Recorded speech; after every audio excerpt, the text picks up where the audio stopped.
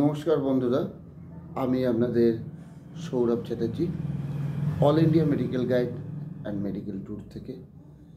এখন আমি ফিজিওথেরাপি করাচ্ছি আমাদেরই এই গ্রুপের এক পুরনো সদস্য, আমাদের শ্রদ্ধেয় কাকু বিশ্বনাথ মুখার্জিকে এখন আমি ফিজিওথেরাপি করাচ্ছি। ওনার যে রোগটা হয়েছে, এটা বয়সকালের হচ্ছে একটা কমন রোগ। সেটা হচ্ছে হাঁটাচলা করতে গেলেই পায়ের যে শিরাগুলো থাকে ওগুলো টেনে ধরে, এবং সেই টেনে ধরার সময় অসহ্য যন্ত্রণা হয়। অনেক সময় কেউ পা নাড়াতে পারে না, পা ফুলে যায়। তা প্রত্যেকের কাছে আমার অনুরোধ, যদি এরকম পা টান ধরে, দয়া করে আপনারা কেউ ওটাকে করবেন না, টিপবেন না। ওই জায়গাগুলো টিপতে গেলে কিংবা টানবেন না, টানতে গেলে বিপদ ঘটে যাবে।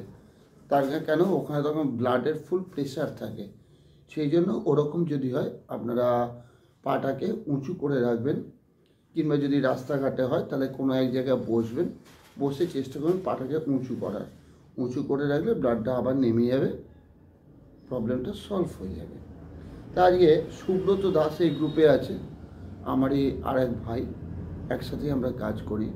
ও কালকে যে আমি পড়াচ্ছিলাম মাসেল ফিজিওলজি থেকেও আমাকে প্রশ্ন করছিল, দাদা এই এটিপি ব্যাপারটা কি? এটিপি, ক্যালসিয়াম,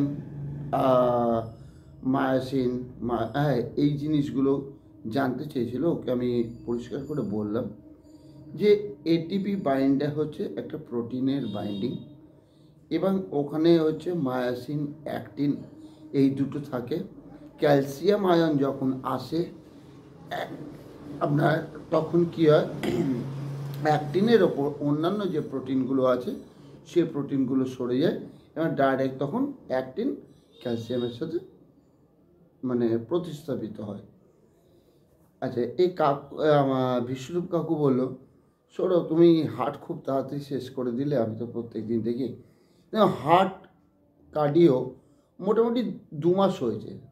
একটা মেডিকেল কলেজে যতটা হয় আমিও চেষ্টা করছি ততটাই দেওয়ার আপনাদের। তার কারণ এইটাই হচ্ছে নিটের পড়া। এখান থেকে আপনার নিটের প্রশ্ন আসে, এখান থেকেই এমবিবিএসে পড়ানো হয়, এইগুলোই আসে, এর বাইরে কিছু আসে না। এনসিআরটি থেকে আসে, আরও বিভিন্ন রকম অ্যানাটমিক্যাল বই ফলো করে পড়ানো হয়। এরপরে যে পার্টগুলো কাকু যেমন বলছিল যে ইসিজি যদি আরেকটু ভালো করে, দেখুন ব্যাপারটা কি হয়, পড়ার পরে এবারে যে পার্টগুলো সেগুলো হচ্ছে প্র্যাকটিক্যাল। কোন ডাক্তার কত ইসিজি দেখবে, যত ইসিজি দেখবে সে তত বেশি স্টাডি করবে, যত পেশেন্টের কথা শুনবে তত বেশি তার অভিজ্ঞতা গ্যাদার হবে। এইগুলো তবু আমি চেষ্টা করব আবার ইসিজিটা আরও ক্লিনিক্যাল কিছু আবার দেখানোর জন্য। যে একটা ব্যাপার আমার মাথায় এলো, যে ঘরে কি হতে পারে।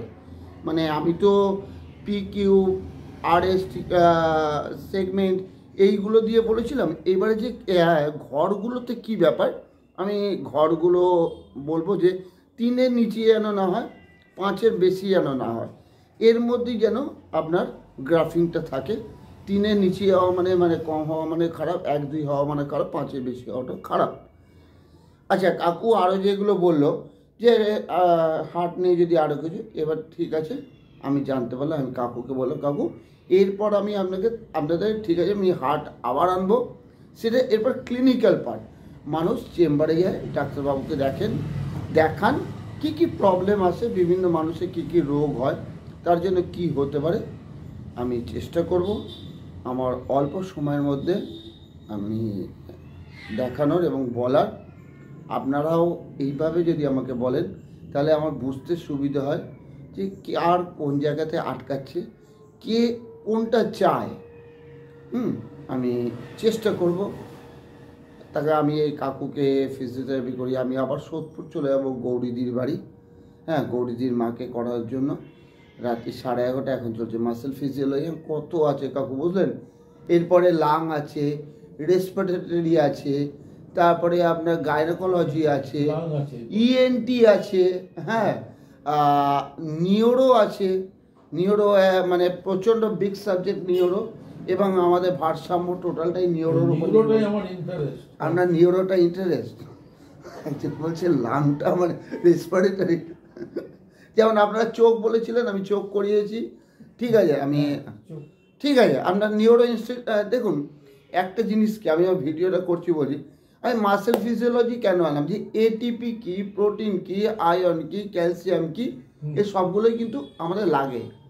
তো এইগুলোকে যদি না জানা হয়, তাকে মাসেল ফিজিওলজি করালাম, কিন্তু কাকু আমি আপনাকে বোন অ্যানাটমি দেখালাম না। বোন অ্যানাটমি মানে হাড় কোনটা কি, হাড় তার কাজ কি, আমাদের আরবিসি কোথায় তৈরি হয়, আমাদের বোন ম্যারো কোথায় তৈরি হয়, আমাদের স্পঞ্জি বোন কি, আমি এইগুলো দেখালাম না, কিছু দেখালাম না। ফ্র্যাকচার, কোন ফ্র্যাকচারের কী নাম, তাহলে কী হবে, মাসেল ফিজিওলজিটা সেইভাবে কাজ করবে না। মাসেল ফিজিওলজির সাথে ডাইরেক্ট অ্যাটাচ হচ্ছে বোন।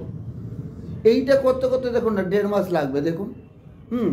এরপর তাই একটা না বুঝিয়ে তো আর একটাকে আনতে পারো।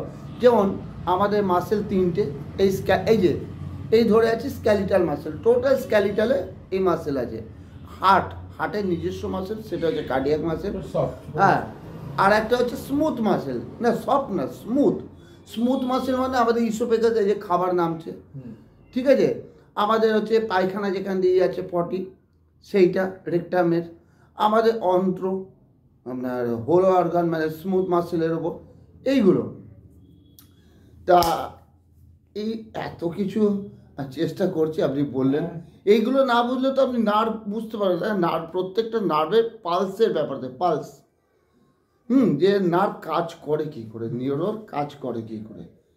তা চেষ্টা করছি, আপনারাও আপনাদের মতামত জানান, কোন জায়গাটা আপনাদের আটকাচ্ছে, বুঝতে অসুবিধা হচ্ছে, আমি চেষ্টা করব। নমস্কার।